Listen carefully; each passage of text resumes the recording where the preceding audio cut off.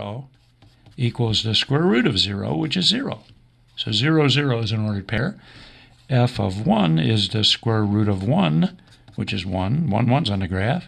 F of 4 is the square root of 4, which is 2. So 4 2's on the graph.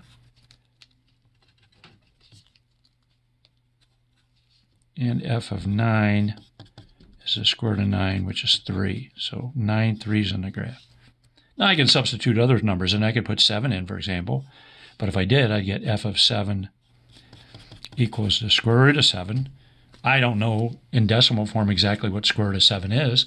I showed you in class that we can ballpark it. Square root of 7 would be between the square root of 4. See, it's a perfect square. The first one, that's, the first perfect square less than 7 is 4. The next biggest, the smallest perfect square that's bigger than or equal to 7 is 9. So square root of 4 would be between, square root of 4, which is 2, and square root of 9 is 3. All I know is between 2 and 3. And you can probably tell that from the ordered pairs I found. But, if you wanted to get an approximation, at our level, we'd punch it in a calculator. But, whatever it is, it's square root of 7, but it's somewhere between 2 and 3. But I won't even, if I was graphing this, I won't even use that point probably. Okay, let's graph it. 0, 0's on the graph. 1, 1. Let's say that's there. 4, 2. Let's say that's about there. Notice I'm labeling those points. And then 9, 3. Let's see, 1, 2, 3, 4, 5, 6, 7, 8, 9, let's say, is about out there. And 3 might be up here. So 9, 3 is there. And the 7 square root of 7 would be 7 out and up square root of 7, which would be somewhere a height between 2 and 3. Somewhere in between those two, but I'm not going to put it on there. Now, if I kept finding more and more ordered pairs, though, and I maybe punched this into a calculator and a whole bunch, like when I found the square root of 1/2, I punched it in a calculator, I would start getting a bunch of points like this. In fact, the graph, even though I'm not proving it to you, looks like this. It's really, you probably know what a parabola is. It's really half a parabola. Half a parabola. Notice the domain. Remember, we learned how to read that from the graph. Look, the domain is greater than or equal to 0. Remember, you think left and right with domain. This is the farther point to the left. So the domain is 0 and bigger. That's the domain. You can see it right there. We already determined it. You can even tell the range now, though, also. Up and down. Think up and down, the y-coordinate.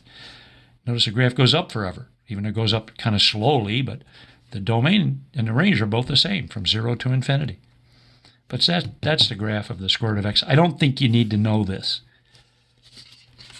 But just in case I showed you. Let me also, let's say we had the cube function. Let's call it p of x just for the heck of it. Which is, or the cube root function, I'm sorry, the cube root of x. Let's also graph that one. I don't think you need to know this again, but let me do that. Let me determine the domain first of all. It's a cube root.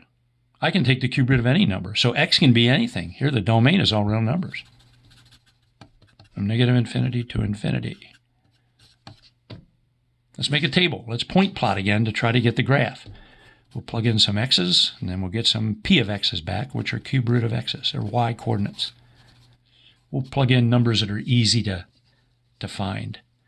So let's substitute 0 in. I'm going to put it down here because I'm going to put negatives up there and positives there. But when I plug in 0, I'll have to find p of 0. That's the cube root of 0, which is 0.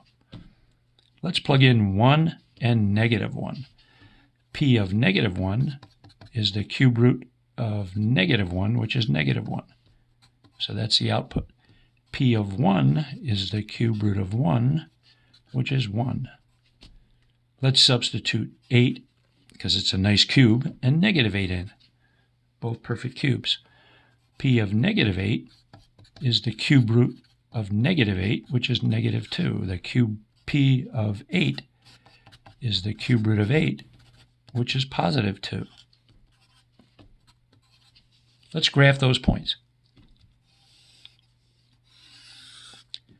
See, 0, 0 is there. That's this one. Let's graph 1 to the right, up 1, 1, 1. Let's graph -1, -1. So -1, -1 down here, kind of like right reflected through the origin, which it is actually.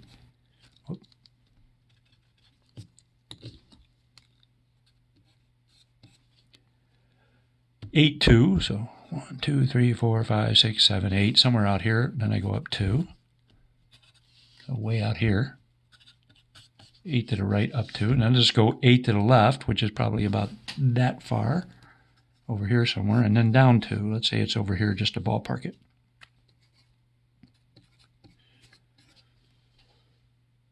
Now, we only have 5 points labeled. But if I kept finding more and more points, the graph would look like this. From here, from 0, 0, it's kind of going straight up at this point, but then it curves like this. And then it flattens out, but it's constantly going up.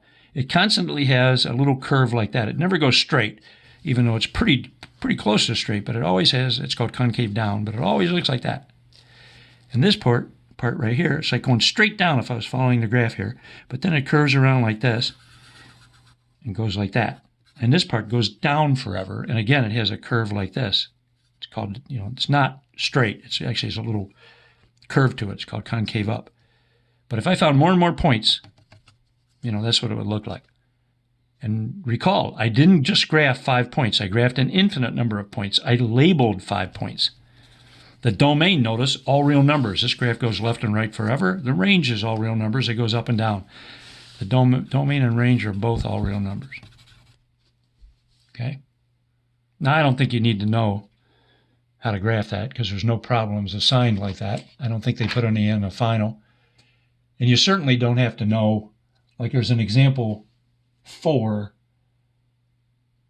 which is g of x. Example 4 in the book on page 659 is the cube root of x plus 2. They graphed that one too. You certainly wouldn't have to know that one with like a plus 2 on the end. Well, this is a square root of x, not 8. But don't worry about that one, or the cube root of x plus 2. But anyway, okay, that kind of wraps up everything I think you need to know in 9.7. So I'm going to end this video.